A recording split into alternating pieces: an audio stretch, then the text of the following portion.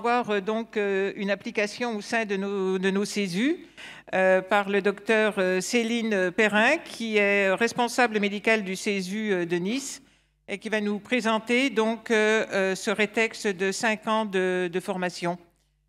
Céline, à vous. Merci, je vous remercie de m'avoir invitée. Je suis très heureuse d'être avec vous pour parler de la formation damage control des équipes d'urgence 5 ans après. Alors, je n'ai pas de lien d'intérêt en rapport avec cette formation. Est-ce que j'arrive à faire passer? Oui, à faire passer la diapo. Alors, notre pays avait déjà été confronté au terrorisme avant, il y a 5 ans, que ce soit le terrorisme nationaliste, basque, corse, le terrorisme de libération de la Palestine, d'ultra-gauche, et puis même le terrorisme islamiste en 1995 et encore plus récemment en 2012. Mais il y a 5 ans et il y a 6 ans, pour nous, civils, il y a vraiment eu un électrochoc, probablement à cause de la concentration sur ces 2 années de ces modes d'agression collective particulièrement meurtriers, que sont la tuerie de masse, la prise d'otages massive, la course mortifère et le véhicule bélier. À ce moment-là, nos équipes de secours ont été confrontées à des aspects de la médecine qui ne sont pas sans rappeler ceux de la médecine de guerre, avec des sites d'attaque multiples ou des sites très étendus qui ont pour conséquence d'avoir des victimes très dispersées, avec des difficultés à évaluer la persistance du danger. Et je reviendrai peut-être un peu sur ce qui a été dit sur ces fameux zonages, qui pour nous restent quand même du zonage évolutif et qui n'est pas toujours très fixe en termes de sécurité. Et parfois l'exposition des secours au danger qui est continue. Vous vous souvenez de ces images terribles du SAMU de Paris cachées derrière des sièges dans les bars. Des interactions avec les forces de l'ordre que nous n'avons pas forcément l'habitude d'avoir. Une organisation des secours qui doit tenir compte de ces interactions avec les forces de l'ordre et qui donc est modifiée. Et puis une gestion spécifique des lésions que l'on rencontre qui ne sont pas les lésions que l'on traite habituellement. Donc on a des blessures de guerre, on a une extraction de zones de combat, entre guillemets, on a du sauvetage au combat, parce qu'il faut que les soins commencent très vite pour ces blessés. Une notion de tri-évacuation que l'on connaît, mais qui là prend une dimension complètement différente. Et puis la nécessité d'être performant lorsque l'on fait ces nouvelles techniques de secours. À cela s'ajoute qu'il y a 5 ans, on prend conscience quand même que cette menace terroriste, c'est désormais une question centrale et durable. Et que donc, pour nous, prendre en charge ces blessés et les prendre en charge bien, ça devient aussi une question qui est centrale et durable. Et alors là, force est de constater qu'il faut que l'on prenne, que l'on s'acculture avec cette médecine de guerre et qu'il y a des enjeux d'acculturation pour bien prendre en charge ces blessés. Concernant ces enjeux d'acculturation, je les ai vus un peu ici comme ce que l'on met sur la table, donc ce que l'on a à perdre, ce que l'on a à gagner à s'acculturer avec la médecine de guerre. Dans ce que l'on a à gagner, évidemment, des enjeux de santé, et en particulier la survie du plus grand nombre, ces fameux 25% de mortalité évitable, là au début, qu'il faut absolument prendre en compte. Pour nous, des enjeux de sécurité, avec l'intégrité physique mais aussi psychique de nos équipes de secours et des civils. Un enjeu relationnel important, et on en reparlera, mais pour moi, là, il y a vraiment quelque chose qui se joue ici au niveau de la collaboration et de l'enjeu relationnel. Et puis, s'il fallait mettre quelque chose à perdre dans les enjeux, peut-être un enjeu identitaire, est-ce qu'on peut faire trop de damage control? Alors, M. Carly dit qu'il n'y a pas vraiment grand risque à faire trop de damage control, mais que quand même, il ne faut pas confondre damage control avec scoop and run, et que le damage control, c'est vraiment une prise en charge dynamique, spécifique et rapide, et que ça n'a rien à voir avec le scoop and run des anglo-saxons. Alors, ces enjeux sont importants parce que si on parle de pédagogie, les enjeux, c'est un peu la vraie vie. Et à partir de la vraie vie, on peut extraire les capacités à acquérir dans nos formations au damage control. D'autant que ces enjeux sont maintenant particulièrement bien documentés grâce toujours aux militaires. Hein. On sait maintenant exactement ce qui tue sur le champ de bataille. On sait que c'est l'hémorragie dans 90% des cas. Et puis les obstructions des voies aériennes et les pneumothorax compressifs. On sait quel est l'objectif que contient le damage control ground zero. hein, le fait de traiter tout de suite les lésions qui sont immédiatement mortelles, et puis surtout d'amener très vite au chirurgien les malades qui doivent être opérés. On connaît aussi les objectifs du damage control préhospitalier, identifier très rapidement ceux dont l'hémostase ne peut pas être réalisée sur place pour les envoyer vite à l'hôpital et faire rapidement les gestes de secours. On sait que ça fonctionne et que si on le fait, ça diminue de 10% la mortalité. On sait quel est le matériel à utiliser. Et on reparlera du retour en force du garrot dans les adaptations de nos formations au damage control. On connaît aussi les autres moyens de gestion des hémorragies et on sait que pour les maîtriser, il faut s'entraîner à les utiliser. On sait aussi que lorsque l'on sait les utiliser, eh bien, ça fonctionne et ça marche et ça diminue la mortalité. Et en plus, on a, et je pense qu'on reparlera de la technique mémotechnique d'apprentissage, mais on sait que les militaires utilisent ce moyen mémotechnique d'apprentissage que l'on a tous réinvesti dans nos formations en damage control. Elle existe et vous avez tous entendu parler du Safe March Ryan. Je pense qu'il a été réinvesti pour beaucoup d'entre nous dans les apprentissages. Concernant les autres enjeux, on a aussi un certain nombre de décrets qui réorganisent l'organisation, qui revoient l'organisation des secours, un certain nombre de notes et de doctrines opérationnelles, en particulier celle-ci, dont vous avez vu le schéma de zonage, donc qui revoit aussi l'organisation en zone d'exclusion, zone de contrôle et puis zone de soutien pour les secours, avec ces fameux corridors d'extraction dans lesquels interviennent du personnel qui est spécifiquement formé et spécifiquement habillé pour pouvoir intervenir. Hop là. Et puis le fameux Vademecum et guide dont on s'est tous servi pour travailler, qui est aussi celui que nous utilisons comme référentiel actuellement. Et aussi un mot concernant la prise en charge psychique, puisque j'en parle dans la sécurité de nos équipes et des civils. Concernant le syndrome de stress post-traumatique, les militaires nous disent que l'incidence, c'est quelque chose quand même de conséquent, c'est entre 5 et 20% en fonction des études. Et qu'en plus, il y a un intérêt à ce que les victimes potentielles soient prises en charge immédiatement, ce qui conditionne l'intervention de nos CUMP en particulier et la modification des CUMP, l'implication des CUMP dans la prise en charge de ces événements. Alors, de ces enjeux aux capacités, si on suit notre cheminement d'ingénierie de formation et qu'on passe des enjeux aux capacités à acquérir, on retrouve sans surprise ceux que vous connaissez aussi. La liste n'est pas exhaustive, c'est à titre d'exemple. Mais dans les enjeux de santé, en fonction de la littérature, on retrouve forcément trier et prioriser, puisqu'il faut choisir rapidement ce qu'il faut envoyer vers le chirurgien. Appliquer les principes de prise en charge des blessés par arme de guerre, mettre en œuvre les techniques de damage control. En termes de sécurité, intégrer ces nouvelles contraintes de sécurité, et puis surtout composer avec, pour travailler avec les différentes forces concurrentes qui interviennent sur ces événements. Identifier les troubles psychiques post-traumatiques, ce n'est pas étonnant qu'on le retrouve dans les objectifs de nos AFGSU maintenant, puisque ça fait partie des enjeux. Au niveau relationnel, collaborer avec les différents services impliqués, et au niveau identitaire, identifier les indications du damage control, et j'aurais peut-être dû mettre les non-indications du damage control pour nous civils. Une fois qu'on a ces capacités à acquérir, on peut passer à ce que font tous les CESU, c'est-à-dire la transposition pédagogique. Et vous retrouverez donc l'entraînement sur mannequin pour répéter les gestes, les fameux Playmobil du CESU 76 qui servent sur table pour s'entraîner à gérer les situations de crise.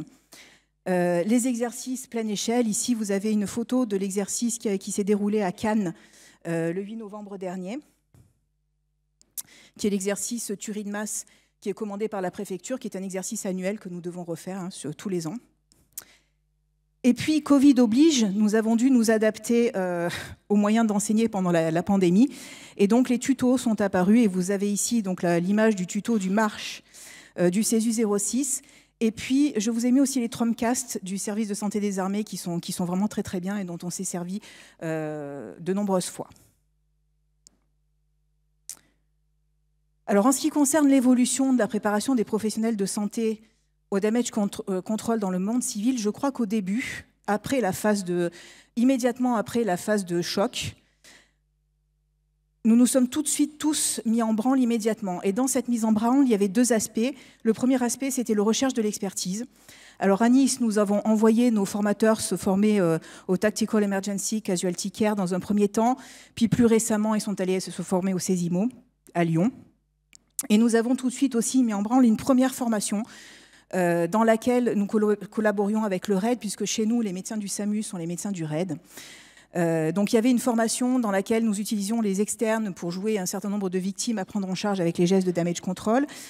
Nous avons aussi une maquette, chez nous ce sont les carnavaliers niçois qui nous découpent les maquettes dans le polystyrène sur lesquelles nous pouvons jouer avec les Playmobil.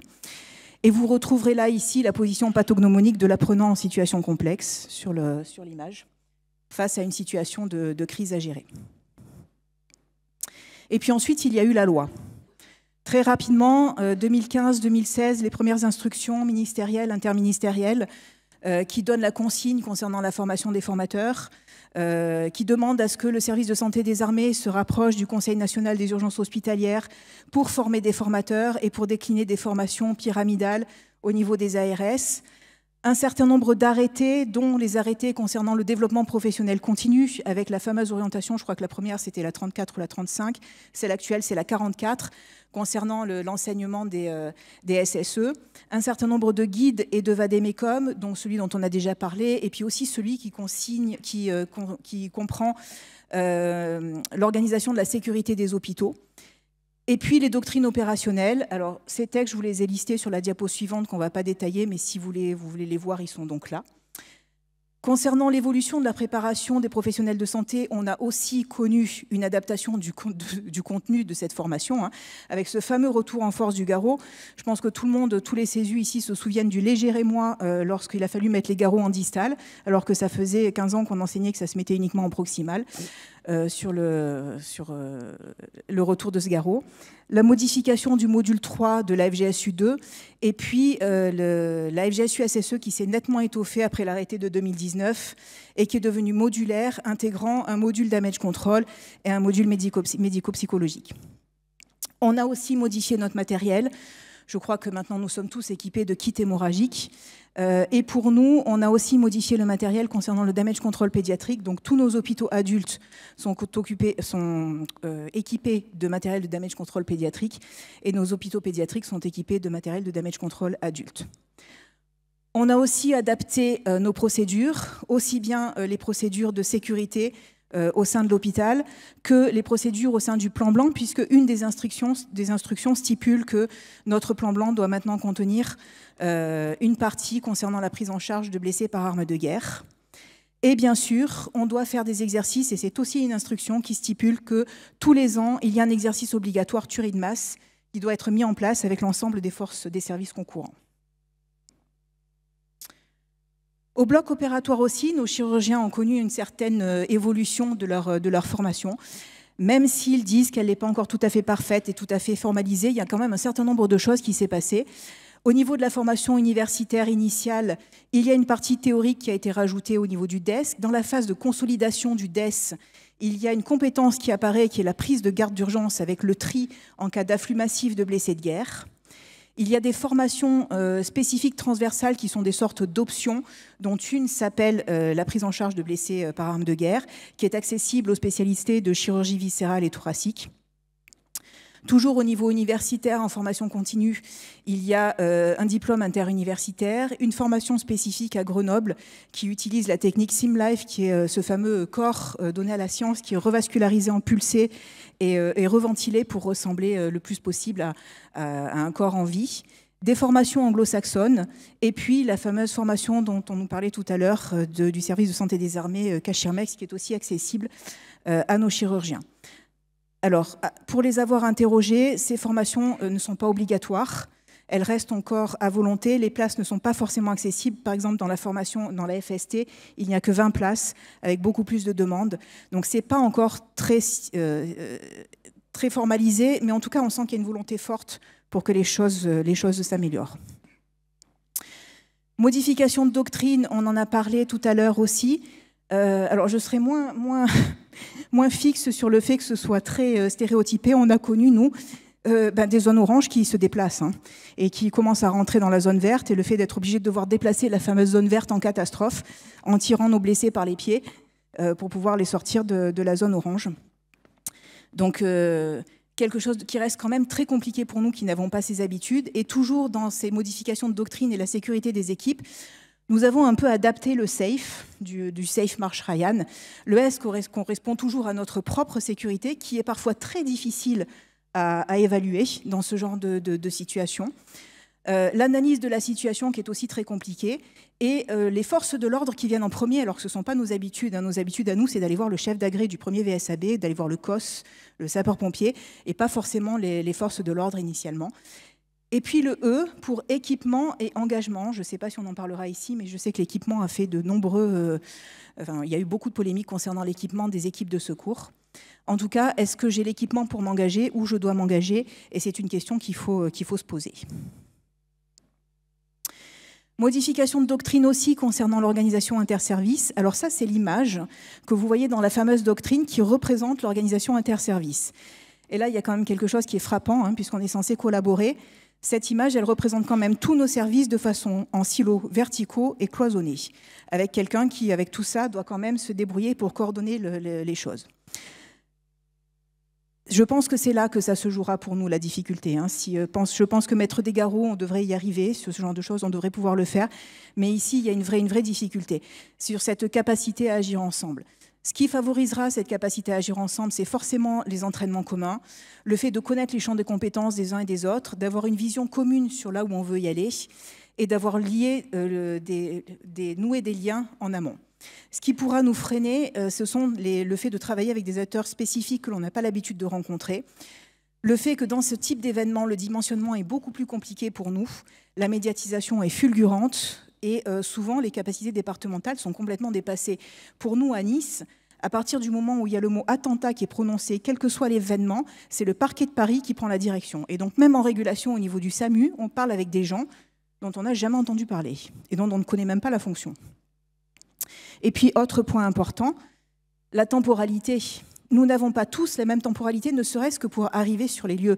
Les forces de l'ordre spécialisées, le RAID, le GIPN, etc., ont un certain temps de déclenchement et d'arrivée sur les lieux. Ce qui fait que nous, qui n'avons rien à voir avec l'antiterrorisme, les secours, eh bien, très souvent, c'est nous qui sommes les premiers sur les lieux, et pas les forces de l'ordre. Alors de là, la nécessité de la confrontation des expériences civiles et militaires, elle est évidente. Et je pense que les CESU l'ont perçu immédiatement, puisque tout de suite, les choses ont été mises en place pour que les gens travaillent de concert. Et ça continue, je pense qu'on nous en reparlera après. Mais donc ce sont des choses qui existent toujours et qui ont été mises en place très rapidement et qui sont toujours d'actualité. On m'avait demandé d'envisager la capacité de réponse pour les crises à venir. Alors la question est très difficile, Ce qui est sûr, c'est que la menace est inscrite durablement. Nous avons eu encore une alerte à l'attentat au tout début novembre avec une attaque au commissariat de Cannes et puis une alerte à la bombe qui a suivi dans la semaine suivante. Donc pour nous, à Nice, c'est très clair, la menace, elle est inscrite durablement, on la connaît, on l'a bien en tête et on va continuer à former notre personnel et on est très vigilant là-dessus. Les deux éléments qui pourraient aider à évaluer cette capacité de réponse, c'est l'anticipation, sauf que l'anticipation dans le cas des événements terroristes, c'est très compliqué. La compréhension de ce terrorisme global, elle est très difficile. On ne comprend pas bien les motivations. Les modes opératoires peuvent être très simples et très opportunistes, comme ils peuvent être très complexes avec l'organisation d'une attaque multisite. Les cibles sont multiples. Elles peuvent être religieuses, elles peuvent être symboliques, elles peuvent être civiles, sans aucune justification particulière. Et puis surtout, ça peut arriver n'importe où. La préparation avec les rétextes, et là je rejoins ce qui a été dit tout à l'heure, et je vais insister lourdement dessus, le rétexte doit être utilisé, mais vraiment utilisé dans la formation, c'est-à-dire que le rétexte, c'est la vraie vie. Et à partir de la vraie vie, il faut tirer les capacités à acquérir et transposer ces capacités à acquérir en objectif de formation. Et pas simplement un document dans lequel on va lister les responsables et ceux qui ont mal fait leur travail et qu'on va garder dans un tiroir et qui ne sera pas exploité par la suite. Je reviens aussi sur la nécessité des entraînements communs et des exercices, et je fais vraiment une différence entre les deux. L'exercice, c'est le moment où on va tester les procédures. L'entraînement, c'est le moment où on les répète ensemble. Et s'il n'y a pas ces entraînements, l'exercice ne sert à rien. Il faut vraiment qu'il y ait une professionnalisation dans la préparation. Et là, je rejoins aussi mes collègues. Il faut continuer à se préparer, il faut continuer à se former dans le but d'une professionnalisation. Professionnalisation, je l'entends au sens de culture partagée, éthique partagée, objectif partagé. Et puis, il nous faut rester en contact avec le vivier d'experts. Et là, j'en appelle au RESU, à l'ANSESU, à tous ceux qui peuvent favoriser. On n'a pas tous le même accès aux experts en fonction de la crise et de l'endroit où on se trouve. Et c'est vraiment le rôle de nos instances de faciliter cet accès aux experts. Voilà, j'en ai terminé. Une seule chose de sûre pour moi, il faut continuer de se préparer à être surpris et il faut le faire ensemble. Je vous remercie.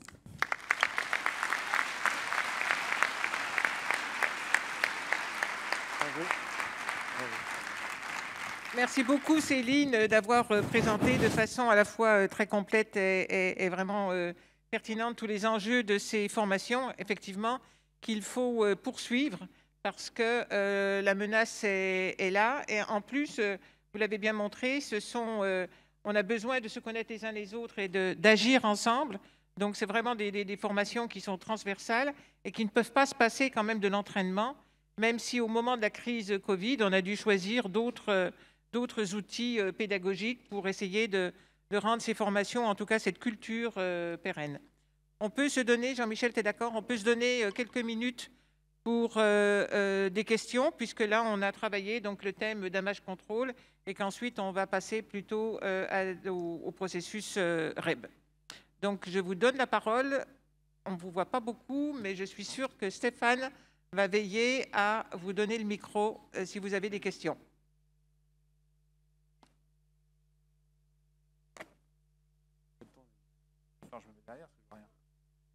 Des questions ou des remarques ou des avis sur les formations ou des outils pédagogiques aussi à partager? Je vais lancer un peu le débat notamment sur les formations. 2015, donc première prise de conscience, les débuts des formations. J'ai une question à vous deux.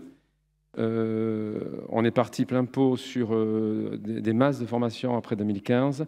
Et là, Covid oblige, Philippe l'a souligné, quid des volumes de formation, quid du nombre de participants?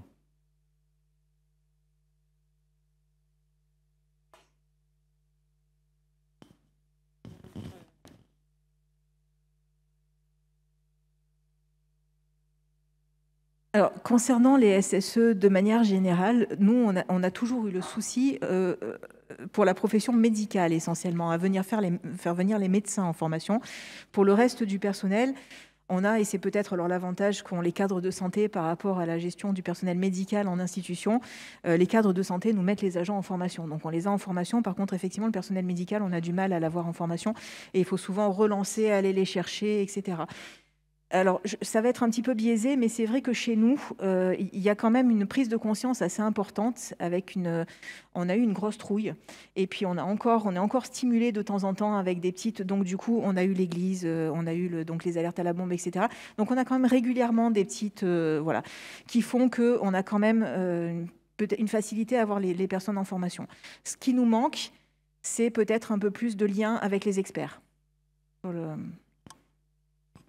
Pour nous, les formations, ça ne pose pas de problème puisque ça fait partie du cursus avant projection. Pour les médecins des forces, normalement, avant chaque projection, ils partent en MCSBG. Et pour ceux qui sortent souvent, parce qu'il y en a qui tournent quand même beaucoup, c'est minimum tous les 3 ans. Parce que s'ils ne sont pas à jour de leur formation, ils ne peuvent pas requalifier au niveau SC2 et former leur formateur de SC1, c'est-à-dire de tout combattant. Et donc, en fait, il y a une petite obligation là-dessus. C'est vrai qu'on a plus de chances de les toucher dans des unités projetables que dans des états-majors.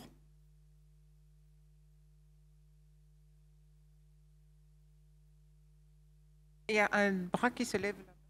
Oui, oui. Hop là.